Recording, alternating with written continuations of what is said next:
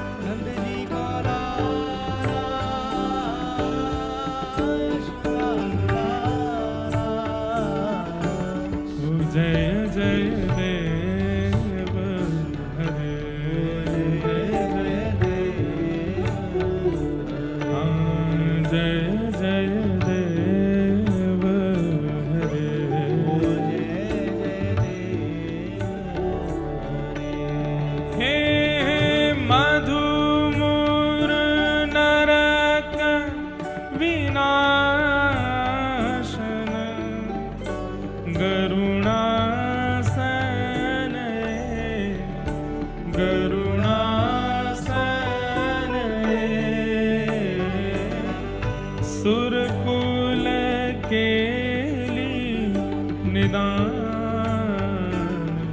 जय जय देव हरे सुरकुल केली निदान जय जय देव हे अमल कमल दल लोचन भवमोचन भवमोचन त्रिभुवन भवन निधान जय जय देव हरे त्रिभुवन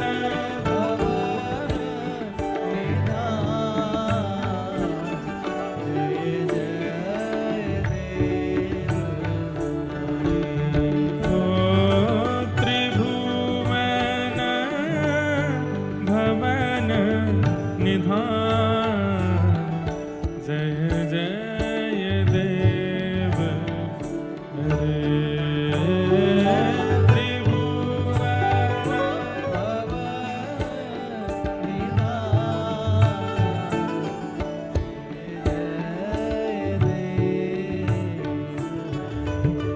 हे जनक सुता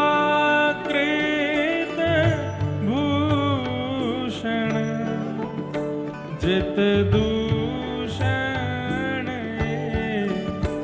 जित दूषण समर शमित दसकंठ जय जय देव हरे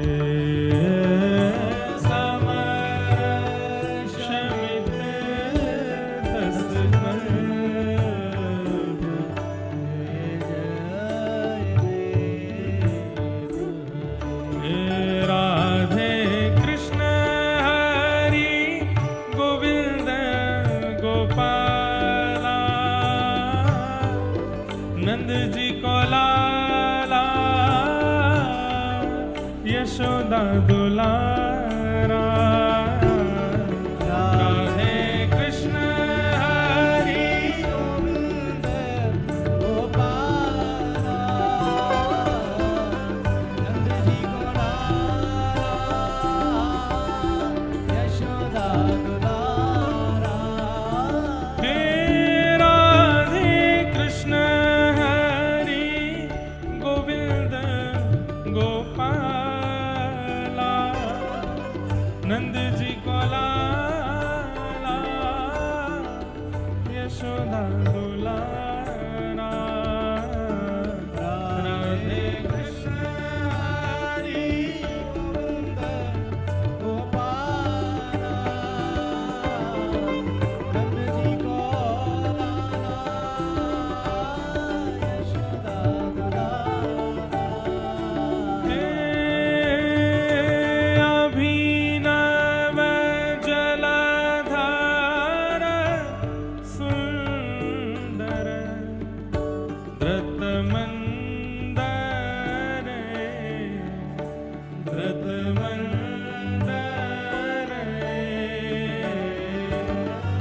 श्रीमुख चंद्र चकोर जय जय देव हरे श्रीमुख चंद्र चकोर जय जय देव हे श्री राधा चंद्र चकोर जय जय देव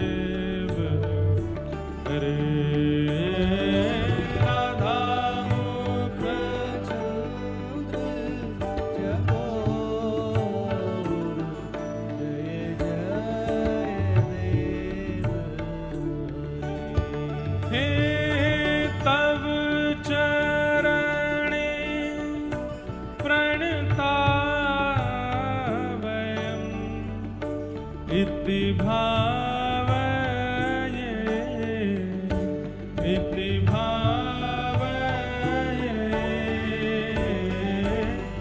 कुरु कुशलं जय जय देव हरे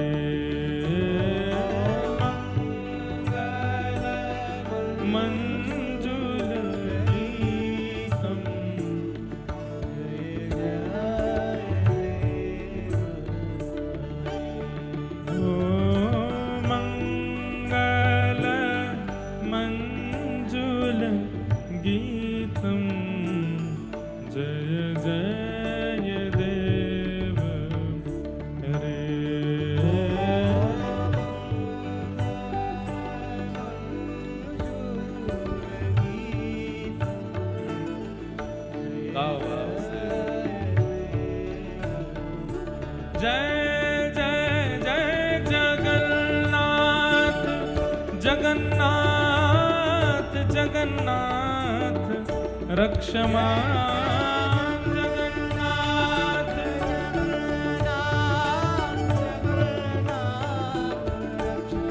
जय जय महाबाहु महाबाहु महाबाहु पाहि मां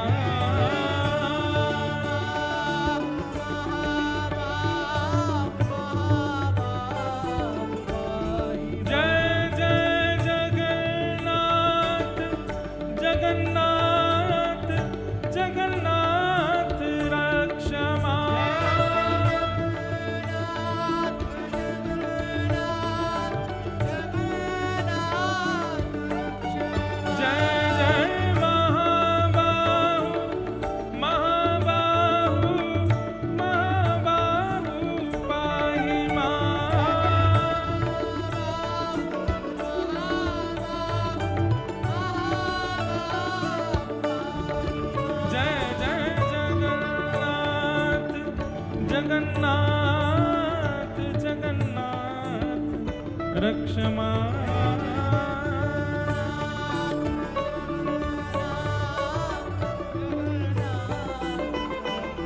जय जय महाबाहु महाबाहु महाबाहु पाहि मां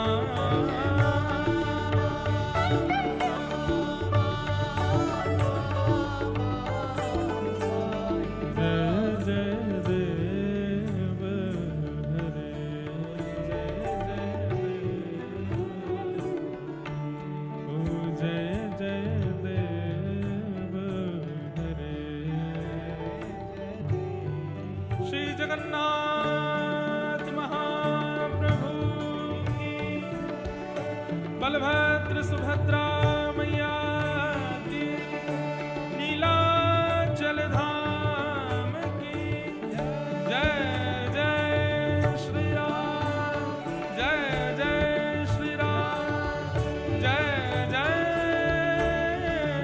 श्री राधे।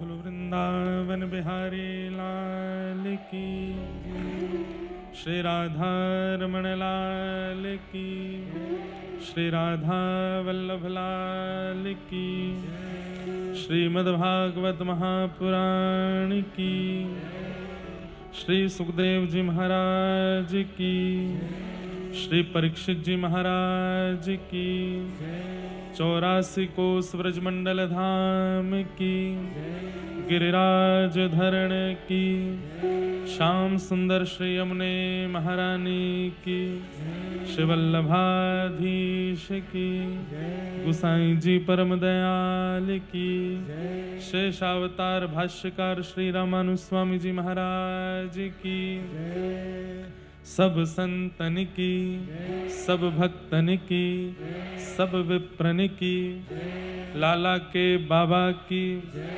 बाबा के लाला की लाला बाबा दोनों की लाला के भक्तन की भक्तन के लाला की लाला भगत दोनों की लाडली के लाल की, लाल की लाडली की, लाडली लाल दोनों की, रजरानी की, रसरानी की, महारानी की।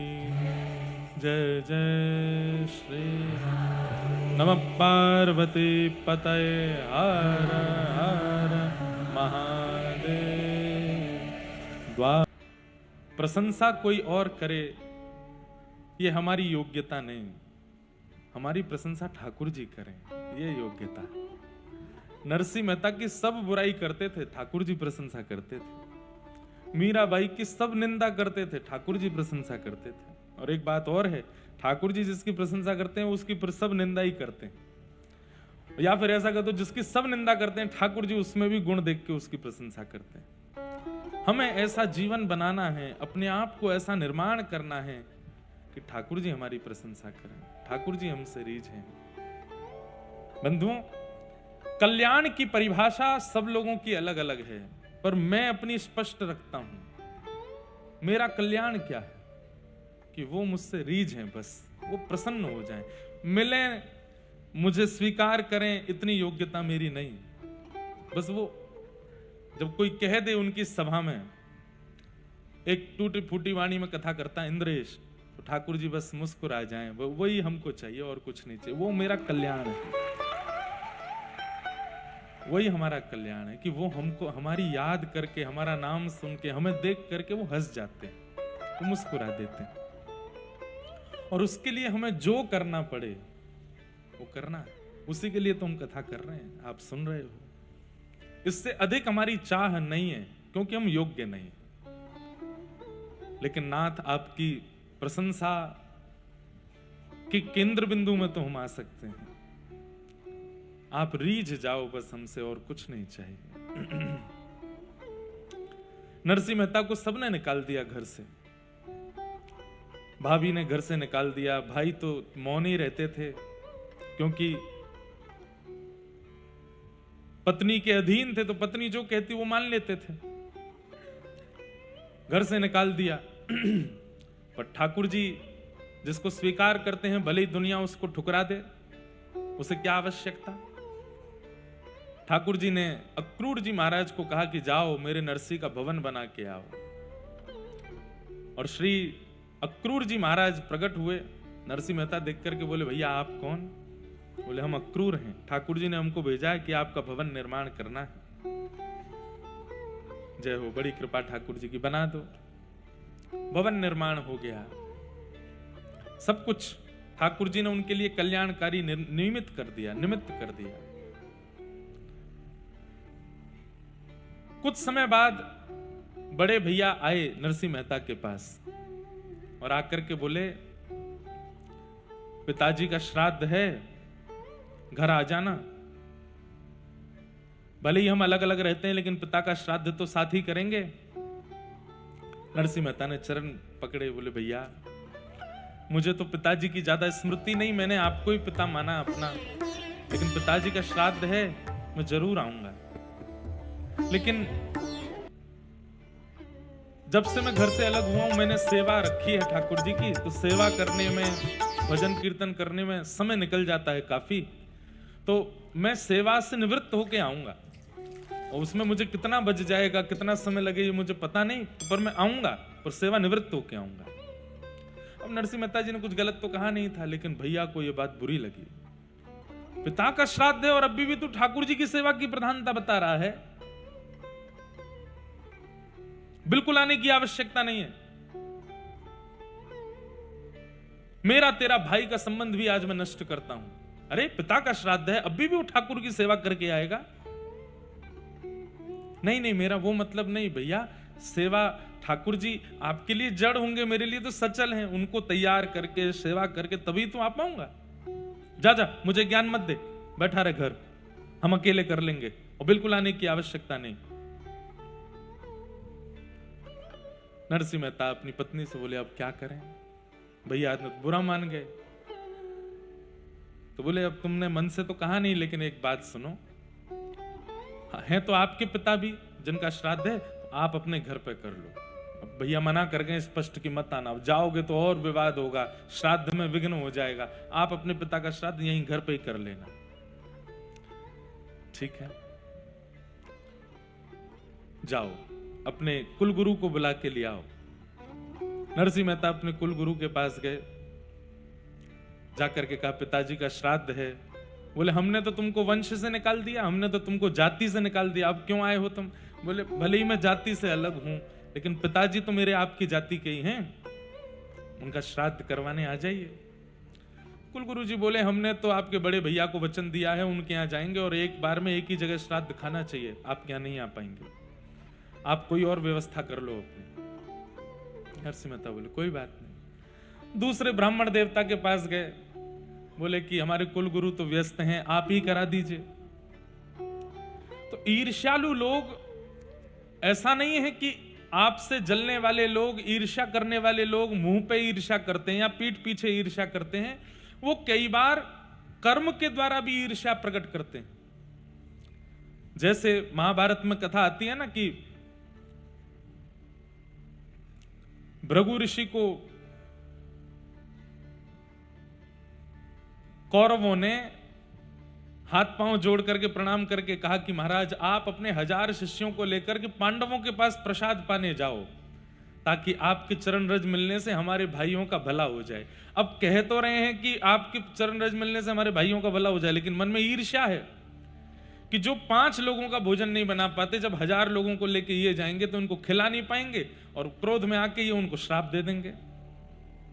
ईर्ष्यालु लोग कई बार दिखाते हैं कि वो आपसे प्रेम बहुत करते हैं, लेकिन उनकी क्रिया में कपट होता है।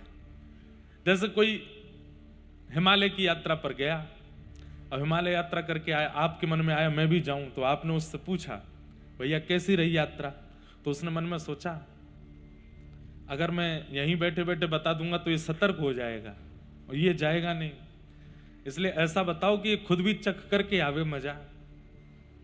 अरे बड़े आनंद आए। कौन कहता है दुर्गम? बिल्कुल दुर्गम नहीं था, इतने बढ़िया रोड बना दिए सरकार ने, क्या ऐसे गाड़ियां घूमती हैं, बिल्कुल गड्ढे नहीं, बिल्कुल मोड़ नहीं, और भीड़ तो होती ही नहीं है, बिल्कुल सर्राटे से गाड़ी जाती है, पहुंच जाते हैं। सर्दी का तो कोई एक जैकेट लेके जाना, बस उसी में काम हो जाएगा तुम्हारा। सामने वाले व्यक्ति को इतना कॉन्फिडेंशियल ले लेते हैं, फिर वो जब जाता है प्राण बचा करके, तुमने तो भाई बहुत कहा था कि बहुत, बोले अब आया आनंद, मुझे बस लगा कि मैं बता दूंगा तो तू सतर्क हो जाएगा, तो खुद देख कर क्या। ईर्ष्यालु लोग ऐसे भी होते हैं।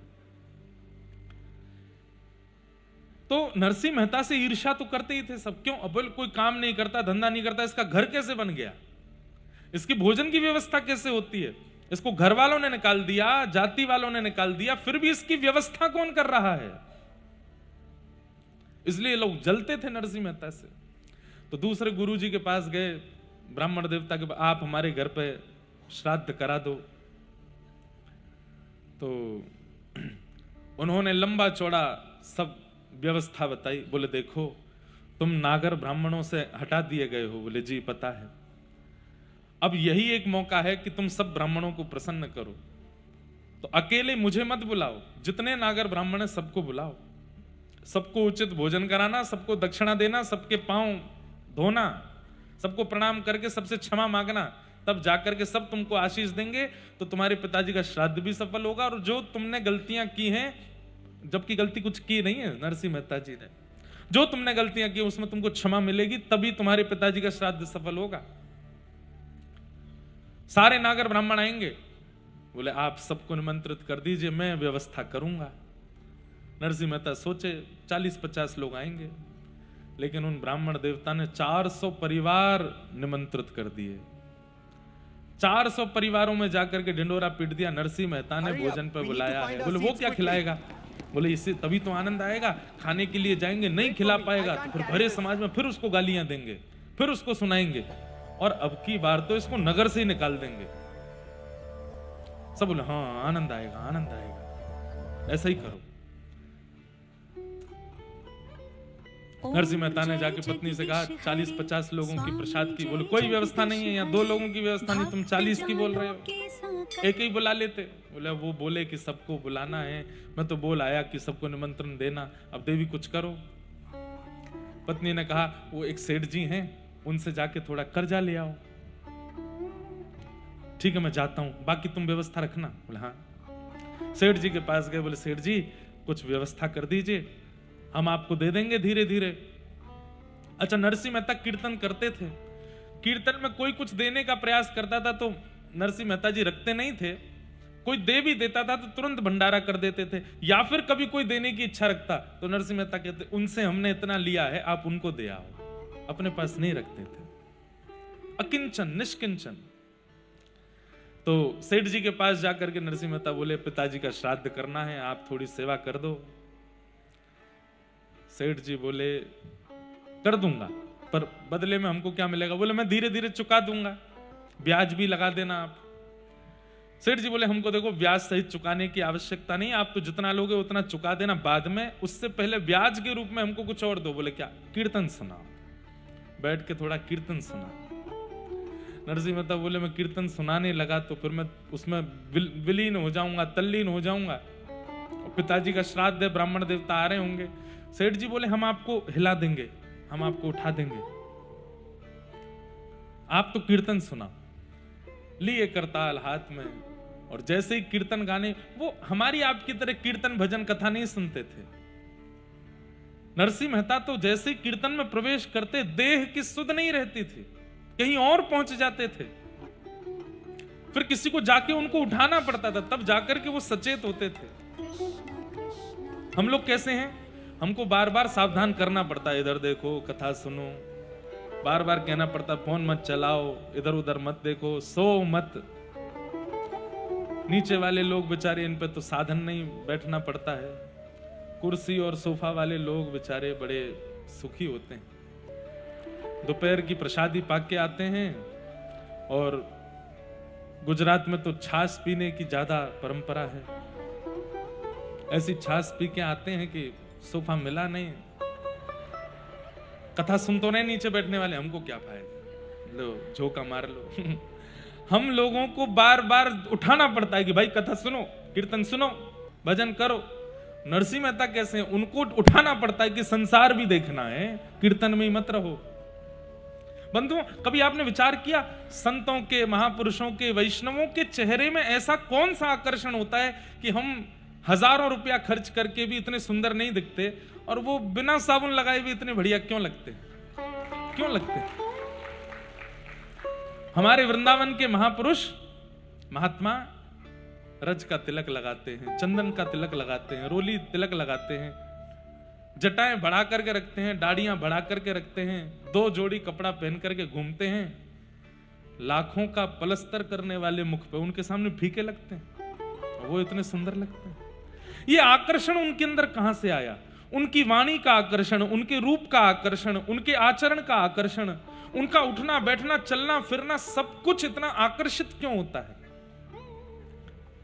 क्योंकि हम लोग संसार में व्यस्त रहते हैं, ठाकुर जी के लिए समय कभी कभी निकालते हैं, और वे ठाकुर जी में व्यस्त रहते हैं, संसार के लिए कभी कभी समय निकालते हैं। ये अंतर है। हम आप सब लोग तो संसार में ही व्यस्त रहते हैं, कथा में भी आ जाते हैं तो भी संसार नहीं छोड़ते, तो भी यहां पर वही चिंतन बना रहता है। थोड़ा भूल करके बैठिए, कम से कम कथा में जितनी देर व्यास जी बैठे हों सन्मुख, उतनी देर तो आप लोगों को, अब यहां तो क्या कहने, आज हमको सुबह वीडियो दिखा रहे थे, 8 बजे से बालक यहां आकर के कीर्तन कर रहे हैं, सुबह 8 बजे से 9 बजे से। उनको बोलते हैं कि आपके लिए प्रसाद की व्यवस्था कर दें, आपको भोजन पानी कर लो भाई, सुबह से आप आ जाते हो। सब कह रहे हैं, बोले कि नहीं, इतनी सुंदर कथा महाराज जी आके सुनाएंगे, उसी से पेट भर जाता है हमारा, तो उसी से प्यास पूरी हो जाती है। नरसिंह मेहता जैसे आज भी हैं, और भैया ऐसों की कितनी बलैया लूं, मेरी तरफ से जो सुबह सुबह जल्दी आ जाते हैं ना, नेक नेक डिटोना लगा देना काजल का, कोई की नजर नहीं लगे आपको। इतना प्रेम, इतना भाव आप सबके चित्त में है। तो नरसिंह मेहता कैसे हैं? लग गए कीर्तन में, और कीर्तन में लगे, यहां जैसे ही गाने लगे, सामने वाले सेठ जी भी तल्लीन हो गए। द्वारिकाधीश विचार किए, ए नरसिंह, वहां घर पे ब्राह्मण आ रहे हैं सारे तेरे, कितना तू कीर्तन में व्यस्त हो जाता है, तेरे को सब जगह से बचाता हूं, तू फिर जाके फंस जाता है। ठाकुर जी बोले भैया नरसी, अब तो कीर्तन से तुम उठोगे नहीं, और पिताजी का श्राद्ध होना है। ठाकुर जी ने रुक्मणी जी से कहा, रुक्मणी जी संभालो जरा मोर्चा, द्वारिका संभालना, मैं आता हूं थोड़ी देर में। कहां जा रहे हो? बोले अभी आता हूं। ठाकुर जी ने तुरंत नरसिंह मेहता का रूप धारण किया, घर पहुंच गए नरसिंह मेहता के, बैलगाड़ियों में सामान लेकर के, जैसे मानो मंडी से सारी सब्जियां खरीद करके लाए हों। पत्नी से कहा, देवी सेठ जी ने पैसे दे दिए हैं, बढ़िया सब सामग्री लाया हूं, बनाओ तैयारी करो। ठाकुर जी पहुंच गए। पत्नी बोली अकेली थोड़ी, आप भी लगो साथ में। ठाकुर जी बोले हाँ कुछ सब्जी मैं भी अमनिया करता हूं। लगे नरसिंह मेहता की तरह अमनिया कर रहे हैं, सब्जी बना बना करके काट काट करके दे रहे हैं। पत्नी सिद्ध कर रही है, अरे भाई यहां सौभाग्य नरसिंह मेहता का नहीं है, यहां सौभाग्य नरसिंह मेहता की पत्नी का भी नहीं है, सौभाग्य तो नरसिंह मेहता के पिताजी का है कि श्राद्ध करने ठाकुर जी आए,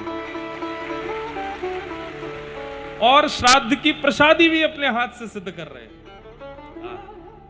वहां नरसिंह मेहता कीर्तन में आनंदित हैं, नेत्रों से अश्रुधार, और दोनों सेठ जी और नरसिंह मेहता नृत्य करके कीर्तन कर रहे हैं।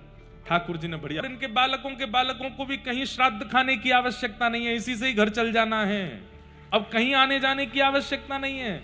घर में इतना धन हो गया कि 2-3 समय का भोजन रोज मिल जाएगा जीवन पर्यंत। सब ब्राह्मण हृदय से लगाने लगे, वाह नरसिंह तुमने कमाल कर दिया।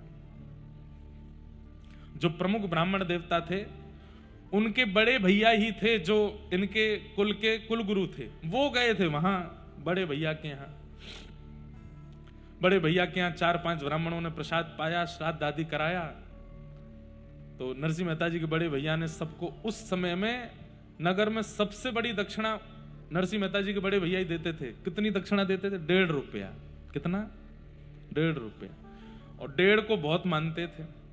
1.5 रुपया देख करके सब ब्राह्मण एक दूसरे का चरवा, देखो कितनी बढ़िया दक्षिणा मिली है। वो नरसिंह मेहता के यहाँ 4000 गए हैं, क्या करके आए होंगे, मार पिटाई चल रही होगी वहां। तो देखते हैं नरसिंह मेहता निकाल दिया कि नहीं नगर से। ये लोग श्राद्ध खा करके निकले तो देखो सामने से नाचते गाते हुए नागरवंशी ब्राह्मण सब उछल कूद करते हुए आ रहे हैं। इन लोगों ने जाके कहा क्या हुआ? अरे क्या हुआ महाराज, आज तो नरसिंह मेहता ने आनंद कर दिए। बोले कैसे आनंद? बोले हम बाद में बताएंगे, पहले तुम बताओ, तुम उसके बड़े भैया के यहाँ गए, कितनी दक्षिणा मिली? हमको 1.5 रुपया। 1.5 रुपया दिया है, छोटी बात है क्या? तुम लोग बता दो, 54 58 कितना दिया है? 1 पैसा 2 पैसा? सारे ब्राह्मण हंस करके बोले सोने की मोहर दी है, 12-12 सोने की मोहर। क्या प्रसाद, क्या खीर, क्या पूड़ी, क्या सब्जियां। अरे भैया नरसिंह मेहता ने तो आनंद कर दिए। इतना आनंद? बोले जी पता नहीं कहां से कौन देता है, नरसिंह मेहता पे आती कहां से ये चीजें। यहां पर सब ब्राह्मण चले गए। ठाकुर जी बोले अब इनकी पत्नी पर कृपा कर दूं थोड़ी। तुरंत बैठ गए। देवी सब ब्राह्मणों ने पा लिया, खूब प्रेम से आज पिताजी का श्राद्ध हो गया, अब जो बच्चा है वो हमको पवाओ। हाँ आप विराजो। बैठ गए। बैठ करके ठाकुर जी ने बढ़िया सामने पत्तल में प्रेम से पाया, एक एक प्रसाद पाया, एक एक कण पाया। नरसिंह मेहता जी की पत्नी का नियम था कि पति के थाल में ही उन्हीं के बाद जो बच जाता था उस कण में थोड़ा मिला के पाती थी। ठाकुर जी ने प्रेम से पाया, खूब प्रेम से पा करके तृप्त हो गए। देवी आओ तुम भी जल्दी पालो, और मैं जाता हूं थोड़ा हाथ पांव धो के स्नान ध्यान करके संध्या करके आता हूं। बोले जी आप जाओ। पत्नी बैठ गई पाने के लिए। ठाकुर जी गए सीधे द्वारिका पहुंचे। आकर के मुकुट उकुट पहना। रुक्मणी जी से बोले सब ठीक? बोले हाँ बैठो विराजो। पुनः दर्शन के लिए खड़े हो गए। यहां नरसिंह मेहता जी कीर्तन कर रहे हैं। कीर्तन करते करते करते तब सेठ जी को होश आया। सेठ जी, नरसिंह मेहता नहीं निकले कीर्तन से, सेठ जी ही निकले। संसारी ही निकलते हैं पहले कथा कीर्तन से बाहर। थक गए। अरे मेहता जी 4-5 घंटे का कीर्तन हो गया। अरे अरे अरे मैं तो भूल ही गया। तुरंत करताल को प्रणाम किया, ठाकुर जी को प्रणाम किया। नाम सेठ जी, अरे तो पूरा दिन निकल गया, संध्या होने को आई है। पिताजी का श्राद्ध तो हुआ नहीं, वहां ब्राह्मणों ने पत्नी को बेचारी को क्या सुना दिया होगा, अब पता नहीं मेरे साथ क्या होगा। अब ठीक है जो होना होगा सो होगा, आप वो सेवा मुझे दे दीजिए, मैं करूं। जी ले जाइए। नरसिंह मेहता जी बड़े डरे डरे जा रहे थे, घबराहट हो रही थी मन में, अब क्या होगा। और मेरी पत्नी के साथ तो पता ही नहीं क्या ही किया होगा इन ब्राह्मणों ने। जा करके देखा तो क्या पाया, पत्नी जी तो बैठ करके प्रेम से पा रही है प्रसाद। नरसिंह मेहता बोले, देवी पिताजी का श्राद्ध होना है आज, तुम पहले ही पाली हो। अरे ब्राह्मण नहीं आए थे क्या आज? अरे पिताजी का श्राद्ध है, कम से कम एक तो पारंपरिक और पारिवारिक कार्य पूर्ण होना चाहिए था घर में। क्या कह रहे हैं आप खड़े खड़े?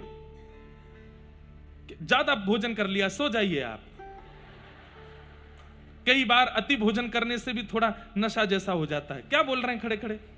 अरे मैं क्या बोल रहा हूं, सेठ जी के यहां गया था, उन्होंने कीर्तन में बैठा लिया, सुबह से कीर्तन ही करता रहा, 4-5 घंटे निकले देवी। अब जाकर के उन्होंने ये मुझे 12 रुपया दिए हैं, मैं लेके मैं जाता हूं। ब्राह्मण आए थे क्या ये बताओ? 4 घंटे से कीर्तन कर रहे थे आप? हाँ, नरसिंह मेहता की पत्नी है, भक्ति तो उनके चित्त में भी है। नेत्र सजल हो गए, रोंगटे खड़े हो गए, दौड़ करके गई, चरण पकड़ लिए। बोले ये कैसी बात कर रहे हैं, सच बताइए, आप सेठ जी के यहाँ? तो बोले हाँ मैं सेठ जी के यहाँ अभी आया हूं। क्या हुआ, तुम इतनी भावुक क्यों हो रही हो? पूरा वृत्तांत बताया। बोले अरे आप सेठ जी के यहाँ थे तो फिर यहाँ आपके रूप में कौन आया? अरे बैलगाड़ियों में सब्जी भर के लाए थे, मेरे साथ अमनिया करवा रहे थे रसोई घर में, पूरी प्रसादी सिद्ध करा करके 4000 ब्राह्मणों को जिमाया, 12 सोने की मोहर दी। मैं कह भी रही थी कि इतना कहां से लेके आए हो? बोले देवी मैंने तुमको बताया नहीं था, सब धरा हुआ था भीतर, निकाल निकाल के सबको दिया, प्रसाद पाया, अपना उच्छिष्ट छोड़ करके गए, तभी तो मैं प्रसाद पाने के लिए बैठी, आप ही तो थे। नरसिंह मेहता समझ गए, बोले कि मैं नहीं हूं, ये तो करुणा निधान है, ये तो दीन बंधु द्वारिकाधीश आए थे। हाथ पांव कांपने लगे नरसिंह मेहता के, कहां बैठे थे मेरे नाथ? वो जगह दिखाने लगी, इधर बैठे थे।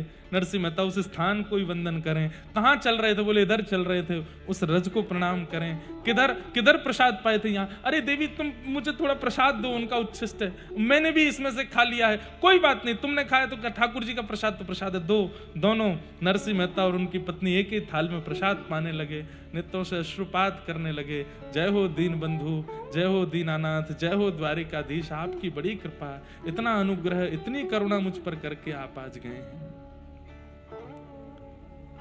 ऐसे द्वारिकाधीश तो भले ही जगत निंदा करता था नरसिंह मेहता की, लेकिन ठाकुर जी यश गाते, तू है सखी बड़ भाग बड़ी, नंदलाल तेरे घर आवत हैं। तू है सखी बड़ भाग बड़ी, नंद लाल तेरे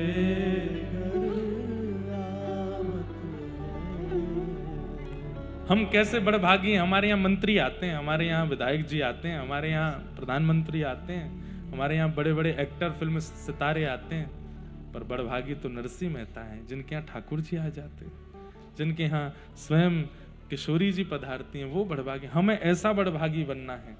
कोई और प्रतिष्ठित आवे नहीं आवे, प्रतिष्ठा भी जिनको देख करके लज्जित होती है, ऐसी प्रतिष्ठा के मूर्तिमंत स्वरूप ठाकुर जी कभी हमारे घर आओ। और सब कोई इनको यश गावत, सब कोई इनको यश, पर ये तेरो यश गावत हैं, ये तेरो यश गावत।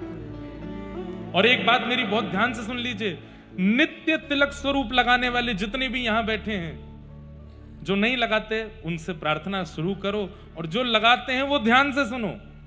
जब आप लोग सुबह सुबह स्नान ध्यान करके अपना स्वरूप तिलक करते हो, वास्तव में आप नहीं करते हो, ठाकुर जी ही आपके हस्त कमल में बैठ के अपना चिन्ह पधराते हैं। तू अपनो श्रृंगार करत है, तू अपनो श्रृंगार करत ये दर्पण हाथ दिखावत है, दर्पण हाथ दिखावत है। तू है सखी बड़ भाग बड़ी, नंदलाल तेरे घर आवत है। तू है सखी बड़ भाग बड़ी, नंदलाल तेरे घर आवत है। निज कर गूथ सुमन के गजरा, निज कर गूथ सुमन के गजरा। अरे यहाँ कितने ऐसे वैष्णव बैठे होंगे जो स्वयं पुष्प चयन करके माला बना के ठाकुर जी को धराते होंगे, लेकिन यहाँ कुम्मन दास जी इस पद में क्या कह रहे हैं कि जब अपने किसी प्रेमी के पास ठाकुर जी जाते हैं तो स्वयं पुष्प चयन करके अपने हाथ से माला बना के अपने ठाकुर जी लेके जाते हैं और अपने उस प्रिय को जाकर के पहनाते हैं। निज कर गूथ सुमन के गजरा, निज कर गूथ सुमन के गजरा। ये अपने ही हाथ पहरावत है, अपने ही हाथ पहरावत है। तू है सखी बड़ भाग बड़ी, नंदलाल तेरे घर आवत है। तू है सखी बड़ भाग बड़ी, नंदलाल तेरे। यहां बैठा हर वो वैष्णव, उसके लिए ये पद है जिसके घर में ठाकुर जी की सेवा। कल रात्रि एक निवास पर गए थे, वहां राघव जी की सेवा, और छोटे से जैसे हमारे लड्डू गोपाल होते हैं ऐसे ही लड्डू राघव जी, छोटे से राघव जी। और जैसे ठाकुर जी के पास वंशी होती उनके पास धनुष बाण रखा था, छोटे से। तो ऐसे स्वरूप देख करके, सेवा देख करके, बंधुओं एक बात बोल दें आपको, आपके घर का वातावरण प्रवेश करते ही बता देता है कि इस घर में सेवा होती है कि नहीं होती। इस घर में ठाकुर जी प्रधान है कि व्यक्ति प्रधान है। कई जगह ऐसी होती है कि घरों में जाकर के लगता है कि व्यक्ति प्रधान है, ठाकुर जी तो किराए पे रह रहे हैं यहाँ पे। और कई घरों में जाकर के ऐसा लगता है ठाकुर जी मुखिया हैं, ये लोग किराए पे रह रहे हैं यहाँ पे। ठाकुर जी की भाव से होती है सेवा, और यही होना चाहिए कि ठाकुर जी प्रधान हो घर में, उनको पूछ करके प्रसादी। अभी मैं बंबई में था, पुणे के एक हमारे भक्त हैं, कथा सुनते हैं, दीक्षा भी ली, आए, बोले महाराज जी हमने एक नई युक्ति की है, दोनों पति पत्नी जॉब करते हैं, पर हम सोचते हैं कि सेवा हम ज्यादा नहीं कर पाते, तो हम एक बार में ही सुबह जल्दी उठ करके ठाकुर जी की पूरी सेवा करते हैं। और उसमें भी आपने कथा में कहा कि राग, भोग और श्रृंगार, तीन में से कोई भी एक निपुण होना चाहिए। या तो राग में निपुण हो, या श्रृंगार में निपुण हो, या भोग में निपुण हो। किसी एक चीज में तो परिपूर्णता आनी चाहिए। ठाकुर जी को सुंदर सुंदर गा करके सुना सको तो बहुत अच्छा। अगर आप कहो कि महाराज जी कंठ इतना अच्छा नहीं, वाद्य बजाने आते नहीं, तो अपने श्रृंगार को अच्छा करो, अच्छा अच्छा श्रृंगार करो। आप कहो ठाकुर महाराज जी श्रृंगार भी नहीं हो पाता हमसे, तो कम से कम भोग तो अच्छा धराओ ठाकुर जी को, कोई एक चीज तो बढ़िया करो। तो उन्होंने कहा महाराज जी हमने भोग की सेवा अच्छी कर ली है घर में। मैंने कहा कैसे करते हो? तो बोले हम 30 दिन की 30 सामग्रियां लिखते हैं पर्चियों में, और 30 पर्चियों को मोड़ करके एक कटोरा में धरते हैं ठाकुर जी के पास, और उसमें सुबह का बाल भोग, एक ही पर्ची में बाल भोग, राजभोग और शयन भोग, 3 भोग लिखते हैं अलग अलग, 30 दिन के अलग, एक भी रिपीट नहीं होगा। और ठाकुर जी के आगे वो धर देते हैं। रोज सुबह श्रृंगार आदि करने के बाद में फिर उसमें से एक पर्ची उठाते हैं, उसमें जो लिख करके आता वही ठाकुर जी की प्रसादी बना के उनको पवाते हैं। स्वेच्छा से नहीं, ठाकुर जी की इच्छा से, उनकी जो इच्छा है वो पवाएंगे। ऐसे ठाट होने चाहिए ठाकुर जी के। वस्त्रों में भी वैसे तो नियम से चलता है, आज सोमवार है, कल मंगलवार है, सबके रंग अलग अलग होते हैं। इस दिन ठाकुर जी को ये पहनते हैं, ये पहनते हैं, पर उसमें भी ठाकुर जी की इच्छा, घर की हर एक गतिविधि भगवत इच्छा से हो। अब उसमें अगर ठाकुर जी कूदने को कह रहे हैं तो कूद ही जाना। ये हम अपनी आप बीती बता रहे हैं। हमारे जब से गिरधर लाल जी की सेवा विराजमान हुई है, लोग माने नहीं माने इस बात को, 2020 में लाल जी की सेवा प्रारंभ हुई। अभी 19 में पधारे थे, 20 में प्रथम उत्सव हुआ था और अब ठाकुर जी का ब्याहुला है। 2019 से लेकर के 2026 का प्रारंभ चल रहा है। हमारी कथाओं से लेकर के निज जीवन के विवाह तक की स्थिति पर भी सब ठाकुर जी की आज्ञा से हुआ, उन्हीं से ही आज्ञा ली है। कहां क्या करना है, कैसे करना है, किससे मिलना है, किससे नहीं मिलना है, क्या पहनना है, क्या नहीं पहनना है, किसको स्वीकार करना है, किसको अस्वीकार करना है, बड़े बड़े जितने भी डिसीजन होते हैं सब लाल जी के आगे पर्ची डालते हैं। जो आ जाती है उसमें भले ही घाटा हो लेकिन वही करेंगे जो ठाकुर जी ने कहा। और फिर उसमें अविश्वास नहीं। कई बार ऐसा हुआ है, ठाकुर जी से हमने पूछा, कुछ बताने की बात नहीं, कि एक पर्ची में तो बहुत फायदे की चीज थी और एक पर्ची में थोड़ा घाटा था। ठाकुर जी के आगे डाला, निर्णय है, हर बात नहीं, विशेष बातें ठाकुर जी के आगे क्या क्या होना चाहिए। तो नियम रखते हैं, जो ठाकुर जी के ज्यादा समीप जाती है उसको उठाते हैं। वो उठा करके ठाकुर जी, हे गिरधरलाल, जैसे देखा घाटे वाली चीज आई तो फिर वही करते हैं जिसमें घाटा हो, भले ही थोड़ी परेशानी झेलनी पड़े, लेकिन नहीं, लाल जी की इच्छा है। और फिर उसमें अविश्वास नहीं है। ये ऐसा जीवन होना चाहिए एक भक्त का, हर इच्छा ठाकुर जी के अनुसार, जैसे नरसिंह मेहता है। फिर कुंभनदास जी इस पद के अंतिम भाव में कहते हैं, अगर ऐसे जीवन जीने लगोगे तो क्या होगा।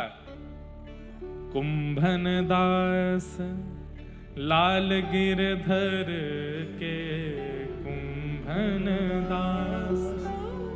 लाल गिरधर के। कुंभनदास जी, उनके घर में शीशा नहीं था तो रोज पुष्टि मार्गीय तिलक लगाते थे। हमारे पुष्टि मार्गीय वैष्णव ऐसे तिलक लगाते हैं।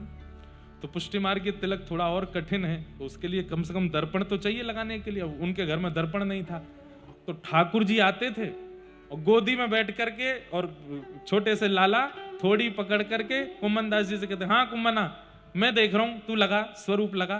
तो कुंभनदास जी करते, हाँ हाँ यहीं तो खींच ले ऊपर, हाँ ये लग गो, बहुत सुंदर, अब नीचे तो नहीं घुमाए दे, अब यहाँ ते लगा, वाह कितना सुंदर लग रहा हो मेरा कुंभना। ठाकुर जी बलैया लेते, ठाकुर जी आरसी बनते।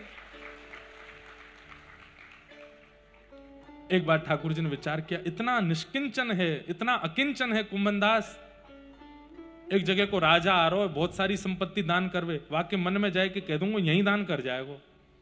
ठाकुर जी ने उस राजा को स्वप्न दिया, गोवर्धन में कुंभनदास हैं, उनको जाके संपत्ति दे दो। सुबह सुबह का समय, राजा को स्वप्न आ चुका था ठाकुर जी का। कुंभनदास जी तिलक स्वरूप कर रहे थे, ठाकुर जी गोद में बैठे कुछ बात कर रहे थे, कुंभनदास जी थे। कुंभनदास जी के थोड़ी पकड़ के ठाकुर जी बोले, ए कुंभना, मेरी बात तो सुन। कुंभनदास जी बोले, हाँ लाला, हाँ जय जय, बोलो, कहा कह रहे। इतने में ही वो राजा आ गया और उसने भीतर जैसे प्रवेश किया, ठाकुर जी अंतर ध्यान हो गए। सोचिए, अकिंचन निष्किंचन कुंभनदास जी के यहां पर करोड़ों की संपत्ति उस समय दान करने राजा आया है, और कुंभनदास जी, लाला कहां चले गए, ऊपर देखें, नीचे ढूंढे, इधर ढूंढे, उधर ढूंढे, बाहर ढूंढने जावे, राजा बैठा है उसको देख नहीं रहे। राजा से कह रहे, तेने देखो? बोले कौन को? छोटा सा मेरो जय जय, कहां चलोगो पतो नहीं। कछु तो कह रहे, थोड़ी पकड़ के मुंह तो बोलते बोलते चले गए। बहुत देर होने के बाद फिर राजा बोला, मैं वहां का राजा हूं, संपत्ति लेके आपको दान करने आया हूं। कुंभनदास जी बोले, यही मारे चले गए। तो एक भैया हाथ जोड़ के प्रार्थना करूं, बोलो कहा सब लेके वापस चलो जा। अरे कुछ तो ले लीजिए, बोले कछु देनो चाहे, बोले हाँ पक्का देखो, बोले हाँ दोबारा अपनो मोहम्मद दिखाइयो मुंह, चलो जा, यही दे जा, तू जब ते आयो मेरो जय जय मुंह को छोड़ के चलो। राजा बोला, ठाकुर जी ने स्वप्नादेश किया। बोले चाहे ठाकुर जी ने स्वप्नादेश किया, तू चलो जा। राजा लौट के चला गया। थोड़ी देर बाद ठाकुर जी फिर प्रकट हो गए। कुंभना, आहा, कुंभनदास जी के नेत्र सजल हो गए, दौड़ के, कहां चले गए आप? अरे कुंभना, मैंने तो वो राजा भेजो, मैंने ही तो वाकु स्वप्न दियो कि सबरी संपत्ति कुंभनदास को दिया, तेरो ऐसो अकिंचन निष्किंचन तू झोपड़ी में रहवे, काय को ना ले तेने? कुमनदास जी बोले, जिस संपत्ति के द्वार पर आते ही आप चले गए, उसको घर में ले लेता तो क्या होता। और नाथ एक बात और बोले, क्या? अगर मैंने स्वीकार किया होता तो मैंने स्वीकार नहीं किया, क्यों नहीं किया, ये पूछने के लिए आप दोबारा मेरे पास नहीं आते। आपको लगता कि अब तो सब मिल गए कुमनदास को, अब प्रेम से जीवेगा, आप तो मंदिर में चले जाते। नाथ हमारे लिए सर्वधन सर्व संपत्ति आप हो। कुंभन दास लाल गिरधर के, कुंभन दास लाल गिरधर, ये तो तेरे ही हाथ बिकावत हैं, तेरे ही हाथ। अरे भैया प्रेम करवे वाले भगत अगर ठाकुर जी को कहीं बेकऊ आमेंगे ना तो बिकोर जाएंगे आपके हाथों। तू है सखी बड़ भाग बड़ी, नंदलाल तेरे घर आवत हैं, तू है सखी नंदलाल तेरे। इसलिए भैया कोई रीझे नहीं रीझे, कोई प्रशंसा करे ना करे, ठाकुर जी प्रशंसा करें, ऐसे क्रिया कर्म करो, ठाकुर जी आपसे आनंदित हो। कल हम लोग श्रीमद् भागवत जी के मंगलाचरण का श्रवण कर रहे थे। तत्पश्चात भागवत जी की रचना प्रेम के कारण हुई। प्रेमः पुरर्थो महान। श्रीमद् भागवत जी की रचना का कारण केवल प्रेम है। क्यों? वेदव्यास जी महाराज अनेक ग्रंथ लिख चुके थे, पर अनेक ग्रंथों में धर्म, अर्थ, काम और मोक्ष, ये चतुर्विध पुरुषार्थ ही था। तब नारद जी महाराज ने आके कहा, जिसको धर्म नहीं चाहिए, जिसको अर्थ नहीं चाहिए, जिसको काम नहीं चाहिए, जिसको मोक्ष भी नहीं चाहिए, हमारे व्रज में गाते हैं, मुक्तियु नौनसी खारी लागे। कहा के हमारे व्रज में मुक्तियु नौनसी खारी लागे। ठाकुर जी की सेवा के आगे हमें मुक्ति ना चाहिए। कहा करूं वैकुंठ ही जाए, कहा करूं वैकुंठ ही जाए, कहा करूं वैकुंठ ही जाए, कहा करूं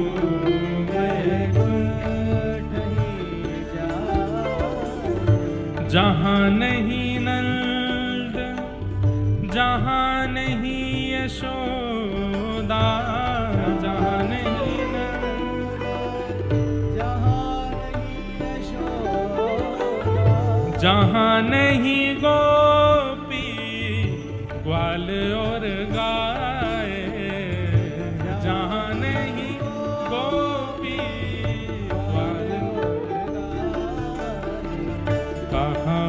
करूं वैकुंठ ही जाए, कहाँ करूं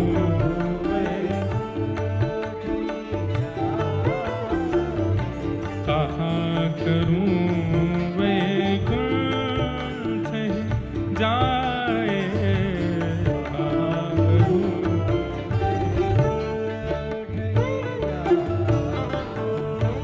जहाँ नहीं जल यमुना को निर्मल, जहाँ नहीं जल यमुना को निर्मल, और नहीं कदम्ब की छाए, और नहीं कदम्ब की छाए।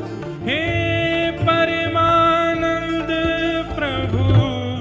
चतुर भालिनी, परमानंद प्रभु चतुर, हे परमानंद प्रभु चतुर भालिनी।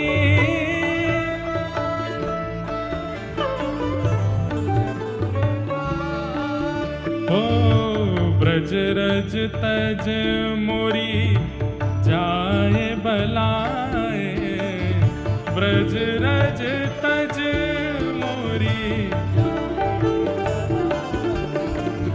कहाँ करूं वैकुंठ ही जाए, कहाँ करूं वैकुंठ, कहाँ करूं वैकुंठ ही जाए,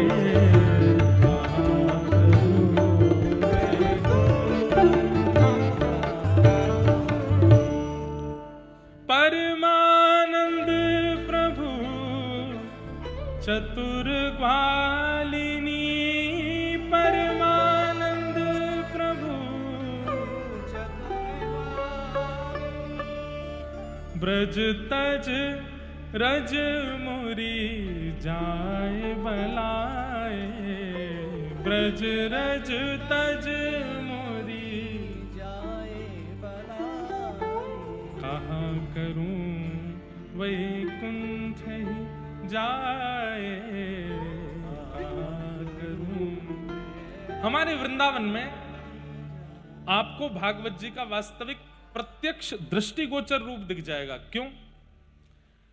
धर्म, अर्थ, काम और मोक्ष, इन चारों की कामना ब्रजवासियों को नहीं होती।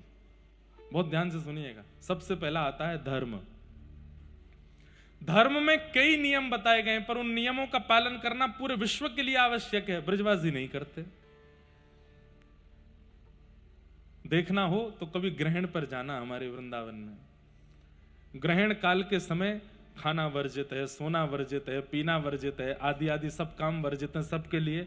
लेकिन आप जब वृंदावन में जाएंगे और हरिदासियों से मिलेंगे तो क्या देखेंगे? ग्रहण काल पर 56 भोग चल रहे हैं, उनके प्रसादी चल रही है धुआंधार। और महाराज हमारे वृंदावन में तटीय स्थान है, वहां तो भंडारा होता है। तो वो कहते हैं भैया तुम ग्रहण काल है काय को खा रहे हो? बोले अरे ग्रहण ना है। बोले तू ना जाने, चंद्र ग्रहण होता है। तो वो कहते हैं, बोले चंद्रमा कौन है? बोले चंद्रमा हमारी श्री जी हैं। और बोले बात चंद्रमा के ऊपर ये कालो कालो आयो श्याम सुंदर आयो है। आज श्री जी पे श्याम सुंदर आए, हमारे भंडारा होएगो। हमारा ब्रजमंडल धर्म से परे बातें करता है। इसलिए कई धार्मिक लोग ब्रजवासियों की बात सुनकर के कभी कभी डिबेट करने आ जाते हैं, ये कैसे हो सकता है? पर भाई वो ब्रजमंडल है। वहां दीन बंधु दीनानाथ जगत नियंता जगदाधार परमात्मा वैकुंठ वासी भगवान को भी जब घोड़ा बना करके मधुमंगल चल सकते हैं, छछिया भरी छाछ पे नाच नचायो, जहां पर बड़े बड़े देवता भी स्तुति कर करके हैरान हो जाते हैं, ठाकुर जी आंख खोल के नहीं देखते उनकी ओर। छछिया कहते हैं ये हाथ के बीच वाले हिस्से को, सीधा हाथ करके जो ये गड्ढा बनता है इसको छछिया बोलते हैं। और इतने गड्ढे में जितनी छाछ आ जाती है, कितनी छाछ आती है? 10-5 बूंद आ जाती होगी। इतनी सी छाछ पर व्रज की गोपियां ठाकुर जी को नचा देती हैं। लाला पिएगो? बोले हाँ पीऊंगा। पहले नाच के दिखा। छछिया भरी छाछ पे नाच नचाए।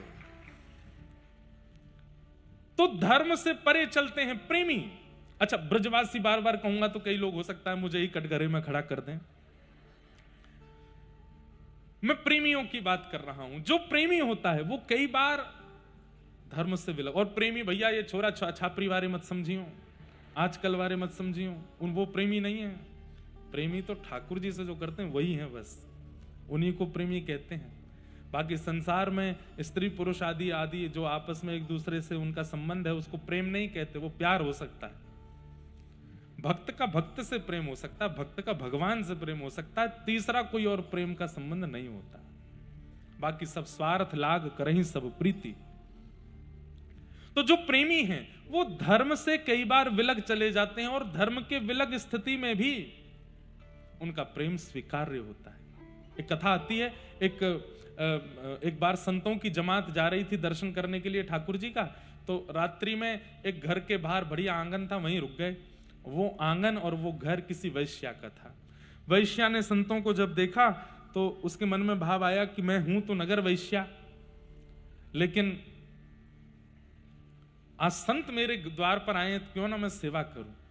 संतों के चरणों में जाकर के उस वैश्या ने प्रणाम किया, बोली महाराज मैं योग्य नहीं, मैं लायक नहीं, मैं ऐसी मैं वैसी, आप मेरे द्वार पर कैसे चले आए? मेरे कौन से प्रारब्ध कर्म का फल मुझे देने के लिए आप आए हो? अरे देवी, अब प्रारब्ध कर्म तुम्हारा क्या ये तो हम नहीं जानते, ठाकुर जी की इच्छा थी तो हम रुक गए यहां पर। तुम कौन हो? मैं नहीं बताऊंगी, क्योंकि मैंने सत्य बताया तो आप चले जाओगे। संत बोले नहीं जाएंगे, बताओ ना कौन हो तुम? उसने कहा मैं इस नगर की वैश्या हूं। मुख्य साधु जो थे वो तो बैठे रहे, बाकी सब खड़े हो गए अपना झोला लेकर के, चलो चलो चलो। पुण्यम पापम अपवित्र पवित्रो वा स्रवावस्थांगतो पिवा, सब लोग अपने ऊपर जल छिड़कने लगे। लेकिन गुरुजी जब तक नहीं उठेंगे हम कैसे जा सकते? शिष्यों ने कहा गुरुजी चलें? नहीं, अब तो यहीं बैठेंगे। महाराज इसका अन्न जल, इसका आंगन, इसको देखना भी हमारे लिए हमारे पुण्यों को नष्ट करेगा, भजन नष्ट कर देगा। महाराज आप क्यों बैठ रहे हैं? बोले यदि पुण्य नष्ट होने ही हैं तो हो जाएं, ठाकुर जी ने यहां बैठाया है तो इस पर कृपा करने के लिए बैठाया है। हम साधु केवल इसलिए बने हैं कि जो दक्षिणा दे, जो माला पहनावे, जो प्रणाम करे, जो नियम से रहे, उसका ही खाना है। जो व्यवचार में है, जो कहीं ना कहीं भटक गया है, उसको सुधारना हमारा कर्तव्य नहीं है। वो कितनी दीनता से, कितने भाव से प्रणाम कर रही है और तुमको उसकी उसकी उसकी क्रिया दिखाई दे रही है, तुमको उसका भाव नहीं दिख रहा। देखो बेटी, हम तुम्हारा अन्न स्वीकार नहीं कर सकते, हम तुम्हारा जल भी नहीं पी सकते, हम तुम्हारी कोई भी सामग्री नहीं ले सकते, क्योंकि उसमें पवित्र क्रिया से कमाई गई वस्तु नहीं है। लेकिन भूखे भी कैसे रहें? अब तुम्हारे द्वार पर आए हैं तो। उसने कहा मुझे बताइए ना, क्या करके मैं कौन सा प्रायश्चित करूं जिससे कि आप मेरे घर का कुछ स्वीकार करें? तो उन संत ने कितनी अच्छी युक्ति बताई। बोले एक हो सकता है। बोले क्या? तुम्हारे घर में जितना धन है, जितना भी धन है, 1 रुपया भी मत बचाना, सब कुछ लेकर के आओ, उस सबसे जितना सोना हो सके खरीदो और उस सोने का दिव्य मुकुट बनवाओ, ठाकुर जी को भेंट करो, ठाकुर जी को अर्पित करो, अपना सर्वस्व ठाकुर जी के श्री शीश पर चढ़ा दो। हमको अर्पित करोगी हम स्वीकार नहीं कर पाएंगे, हमें तप करना पड़ेगा, भजन करना पड़ेगा, तब जाके तुम्हारे द्वारा दिया गया वस्तु हम पचाने के अधिकार, पर इतना तप नहीं कि हम तुम्हारा धन ले सकें। ठाकुर जी तो स्वीकार करेंगे। वो तो रोम रोम पुलकित हो गया। और दूसरी क्रिया, अब इस क्रिया को छोड़ो, अब तो अपना शेष जीवन ठाकुर जी के भजन में लगाओ। बोलो मुझे स्वीकार है। उस वैश्या ने अपना घर बेच दिया, उसके पास जितना धन था सबसे सोना खरीद करके एक दिव्य मुकुट निर्माण कराया। संतों ने कहा अब इस मुकुट को लेकर के हम जाएंगे मंदिर में, ठाकुर जी को अर्पित करेंगे। नाचते हुए संत जन जा रहे हैं, सिर पर मुकुट लेकर के। मंदिर में पहले ही पहुंचा दिया था संदेश कि हम दिव्य मुकुट ठाकुर जी को अर्पित करने ला रहे हैं। और वो वैश्या सबसे पीछे चल रही है, बस उन संतों की प्रसन्नता को देख करके ही वो आनंदित हो रही है। उसको लग रहा है कि इतने सारे ठाकुर जी ही नृत्य कर रहे हैं मानो। संत ने जब उस वैश्या को देखा तो बोले अब तुम पवित्र हो गई हो, हमारी इच्छा है कि मुकुट लेकर के तुम जाओ मंदिर के अंदर। अब तुम मुकुट लेके, बोले मैं अधिक नहीं, अब तुम सब पवित्र हो चुकी हो। बंधुओं, व्यक्ति अपने दुष्कर्म का जिस दिन मन बुद्धि और क्रिया से त्याग करता है, उसी दिन ठाकुर जी उसको क्षमा कर देते हैं उसके पूर्व के किए हुए पाप से। 2 बातें हैं, एक तो पूर्व के पाप को या पूर्व की क्रिया को स्वीकार करके उसके प्रति कोई प्रायश्चित भाव रखे, और दूसरा उस क्रिया को पुनर्ना करने का संकल्प ले ले। ठाकुर जी इतने में ही क्षमा कर देते हैं, बस अब मुझे याद ही नहीं कि तुमने पहले किया क्या था, भूल गया मैं, इतने से ही प्रसन्न हो जाते हैं। ताली तो बजाई आपने, पर याद रखना है इस बात को कि आप सबको पता है कि मेरा ऐसा कौन सा कर्म है जिससे ठाकुर जी नाराज हो सकते हैं। उस क्रिया का संकल्पबद्ध होकर के त्याग करो कि नाथ दोबारा नहीं करूंगा, और इसका जो प्रायश्चित होगा या जो दंड होगा वो मुझे अगले 7 दिन में आप दे दीजिए, मैं वचन देता हूं दोबारा नहीं करूंगा। ठाकुर जी क्षमा कर देते हैं, उसी समय भूल जाते हैं। मैं तो भूल गो, तेने कहा कियो मुझे याद ही ना है, ठाकुर जी भूल जाते, भुला देते। वैश्या को कहा अब ठाकुर जी विस्मृत हो गए हैं, तुम लेके चलो मुकुट। जैसे वो वैश्या सिर पर एक थाल में मुकुट लेकर के जाने लगी, पर ठाकुर जी भी परीक्षा की अवधि कभी कभी बढ़ा देते हैं। पुजारी सब खड़े हो गए द्वार पर, हम इस वैश्या को भीतर नहीं घुसने देंगे, इसके द्वारा निर्मित मुकुट पहना रहे हैं, यही बहुत बड़ी बात है। आपने इसका स्पर्श करा दिया, इसके सिर पर धर के ला रहे हो, इसको पूरी सवारी निकलवा के इसके हाथों से मुकुट नहीं पहनेंगे ठाकुर जी। तो साधु ने जाकर के पुजारियों से बड़ी शास्त्रार्थ किए, हर तरीके से कैसे भी बोली यही पहनाएगी ठाकुर जी को मुकुट। अंत तो गत्वा पुजारी हार मान गए, सब ने द्वार खोल दिया, बोले ठीक है अब चलो। जैसे ही वो वैश्या भीतर प्रवेश करने लगी, उसी समय उसको मासिक धर्म हो गया, रुक गई वहीं, तुरंत मुकुट नीचे धर दिया, हाथ जोड़ के बोली शायद ठाकुर जी ही नहीं चाहते हैं मेरे हाथ से मुकुट धारण करना।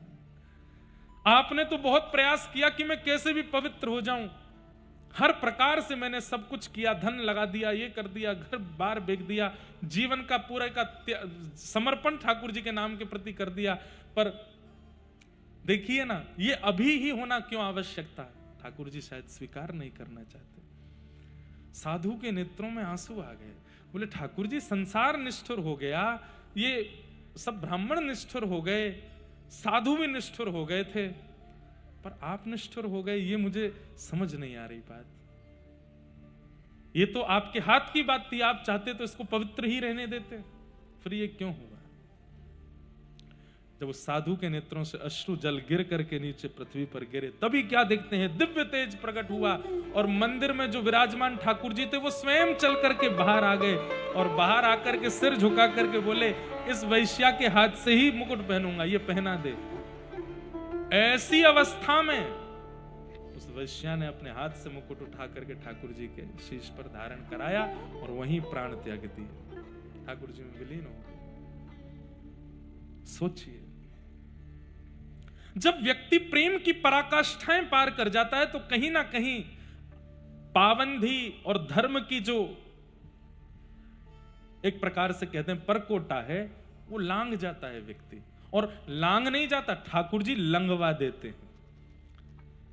हम सबको धर्म के अधीन रहना चाहिए, पर कई बार प्रेम की अवस्था ऐसी ठाकुर जी के प्रति हो जाती है कि वो उससे ऊपर चले जाते हैं। धर्म, प्रेमी धर्म से ऊपर उठ जाता है। दूसरा है अर्थ, प्रेमी को अर्थ की इच्छा भी नहीं होती, आकाश वृत्ति से रहता है। आकाश वृत्ति किसको कहते हैं? आकाश वृत्ति कहते हैं कोई खिला जाएगा तो खा लेंगे, कोई पहना जाएगा तो पहन लेंगे, कोई दे जाएगा तो बैठ जाएंगे, कोई पिला देगा। ये आकाश वृत्ति से भी कई महापुरुष रहते हैं। हमारे व्रजमंडल में असंख्य महापुरुष आकाश वृत्ति से रहते हैं, उनकी भरपाई ठाकुर जी ही करते हैं। कौन खिलाता है, कौन देता है, कुछ नहीं पता। प्रेमी को अर्थ की भी इच्छा नहीं होती, धर्म की इच्छा नहीं, अर्थ की इच्छा नहीं। प्रेमी की कोई कामना नहीं होती, कोई कामना नहीं। धर्म, अर्थ, काम, और सबसे बड़ी बात, प्रेमी को मोक्ष की भी इच्छा नहीं है, मुक्ति नहीं चाहिए। परमानंद प्रभु चतुर ग्वालिनी, परमानंद प्रभु चतुर ग्वालिनी, ब्रज रज तज मोरी जाए बलाए, ब्रज रज तज मोरी कहाँ करूं वैकुंठ जाए, कहाँ करूं वैकुंठ जाए। तो अब इस विषय में तो बोलना बहुत कुछ आ सकता है कि प्रेमी व्यक्ति धर्म, अर्थ, काम, मोक्ष से ऊपर उठ जाता है। हमारे बिहारी जी में आरती होती है बिना घंटी के, घंटी नहीं बजती बिहारी जी में, कभी जाओ आरती होती है, पूछो क्यों नहीं होती? अब पूरे ब्रह्मांड में बिना घंटी की आरती नहीं होती, बिहारी जी में घंटी नहीं बजती। लाला है छोटा सा, घंटी बजाएंगे तो डर जाएगा। लो, धर्म से परे की बात। पूरे विश्व में ठाकुर जी उठते हैं सुबह 4 बजे, 3 बजे, 3:30 बजे, 2:45 बजे। बद्रीनाथ में 3 बजे इतनी कड़ाके की ठंड में ठाकुर जी का अभिषेक होता है। और ब्रज में हमारे बिहारी जी 8 बजे उठते सो के, बच्चों नेक्सो सो लाल आए, देरी ते सोवे, 12-12 घंटा की नींद पूरी करे अपनी। ऐसे ठाकुर जी। नाथ द्वारा चले जाओ, वहां ठाकुर जी का शयन रात्रि 6 बजे ही हो जाता है, शाम को 6, साढ़े 6, 7 बजे ठाकुर जी गए विश्राम में। बोले क्यों? बोले जब नंद भवन में ठाकुर जी रहते थे, नंदरानी यशोदा आदि के समय पर ठाकुर जी इसी समय सोते थे, और कम से कम 12 घंटा ठाकुर जी की नींद होनी चाहिए। 4 बरस के लाला हैं, 6 बजे सो जाते हैं, सुबह 5-6 बजे उठते हैं। फिर धर्म से ऊपर की चर्चाएं, प्रेम धर्म से ऊपर ले जाता। नारद जी महाराज वेद व्यास जी से कह रहे हैं, नयद वचश्चित्र पदम हरेर यशो जगत पवित्रम प्रगणित करहिचित तद्वायुषम तीर्थ मुशंति मानसा नयत्र हंसा निर्मुक्त शिक्षया। हे वेद व्यास जी, आपने इतने वेद पुराण आदि ये सब जो लिखे हैं, इन सब से ज्ञानियों का उद्धार हो जाएगा,